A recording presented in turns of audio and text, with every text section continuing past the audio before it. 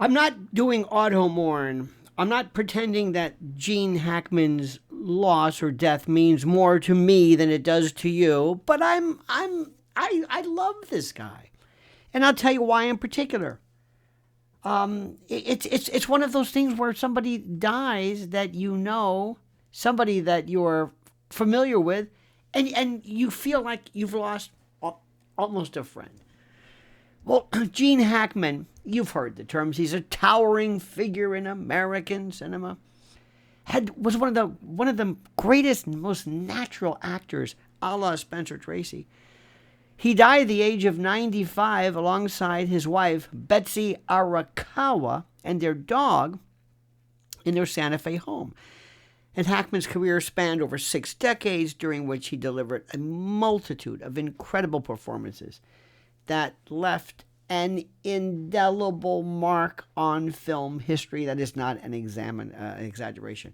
And one of the films is the 1973 film Scarecrow, where I got my name Lionel. I'll explain that in a moment. But it was a project that, despite its initial commercial struggles, has to this day garnered incredible acclaim and a dedicated following. Let me see if I can explain this, because I love this movie. This was after The Godfather, okay? So this was directed by Jerry Schatzberg. Scarecrow was with Gene Hackman and Al Pacino as two drifters. Max Millen, and it was all called Maxie. I never really even heard his name. And Al Pacino as Francis Lionel, or Lion Delbuchi. And they formed this friendship while they were hitchhiking across America.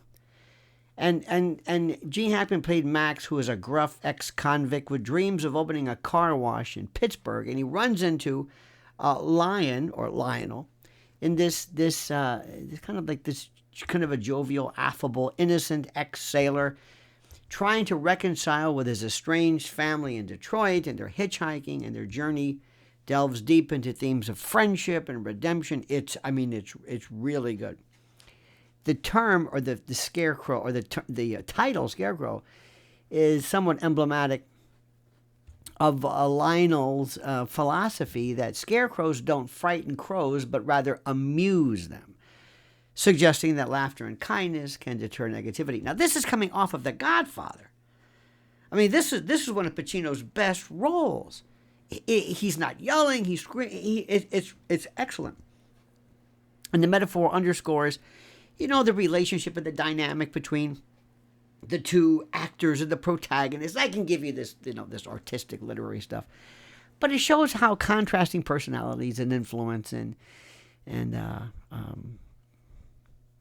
so this incredible interplay, as they make their way through this cross-country odyssey. And there were some great lines. One of them is, what's happening, right? With Frenchie, and oh my God, Gene Hackman is so terrific. He's got that smile. And of course, there was tremendous commercial challenges. You don't want to hear the story about Scarecrow, but let me just tell you why it's important. When I was calling talk radios at the time, this was in early 80s. This is what 45 years ago, when I was just calling as a hobby. Where I was in Florida, we didn't have names. You didn't have a name. You were from your town. Let's go to Pinellas Park or St. Pete or Tampa, whatever. You didn't have a name, and I thought that was the most stupid thing in the world. I'm not Tampa. So I had watched that movie. And I said, you know what? I said, from now on, my name is Lionel. Because I had this Francis Lionel Delbuchi, and it was over and over. I was just thinking about this. And just out of happenstance, I said, my name is Lionel. Okay. The next time I called up, I had forgotten that completely. And when the board operator, or the screener, answered the phone, he said, oh, is this Lionel? My voice is rather unique. He said, is this Lionel? I said, what? Oh, I said, oh, yeah, right. Yeah, Lionel, sure. And that was it. It stuck. One name like God, which was a line from an Indian cab driver. Imagine that. And we used to have Indian cab drivers. Now we don't. We have Ubers. But in New York, this one guy says, "Oh, you're Lionel." He goes, "Lionel what?" I said, "Well, Lionel, like, Cher, Liberace, bad example. Elvis." He goes, "Oh, like God." I said, "That's it." I thought it was funny. He didn't get it. Anyway, so Lionel, mononymous, one name like God. Now, the concept of this death is really interesting to find out what happens and what are the theories behind Gene Hackman's death. We don't know.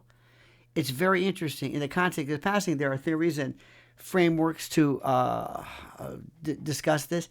It might be, as Dr. Bodden and others have suggested, it might be carbon monoxide, either from a boiler. They could have left a car running in a garage which was adjacent. I feel sorry for him. We don't know anything. We don't know anything. Just like the girl actress. We don't know anything. We're not there. But it seems like the fact that the dog is there because he is his wife, and he was rather reclusive, that certainly may have been a part of it. And we don't know. And I'm not going to pretend it to tell you. And I love the way Fox has on this medical examiner who doesn't know anything. Medical examiners and forensic pathologists are asked, "Well, what do you think?" And he says, "Well, I don't know. You got any information?" "Nope." "What do you think?" "Well, can I look at the body?" "Nope." "What do you think?" So anyway, they're just trying to spread the mourning. Look, as I said to you, I'm not trying to tell you that my sense of Gene Hackman is more than yours or your loss. He had a great life, I would imagine. It was interesting, the French Connection, when he did Billy Friedkin with I call him Billy Friedkin, and what was this? That was a movie. You have to hear what happened in the background. Gene Hackman hated Popeye Doyle, hated him because he's a liberal, and he had to get dark, and I don't know. I just think you should just be an actor. Gene Hackman's father also left him. One day he was playing as a kid, and his father drove away and kind of waved at him and just never saw him again.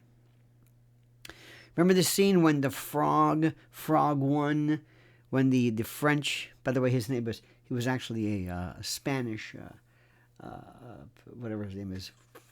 Remember the story? I'm not going to go through that, but remember the scene in the subway when he drives by and he kind of waves. I always wondered, and I don't know if he made that clear, was Gene Hackman reminiscent of his father, who, when he left, as he was playing, his father drove off as a kid and never saw him again. So, in any event, I loved that guy. I loved his smile.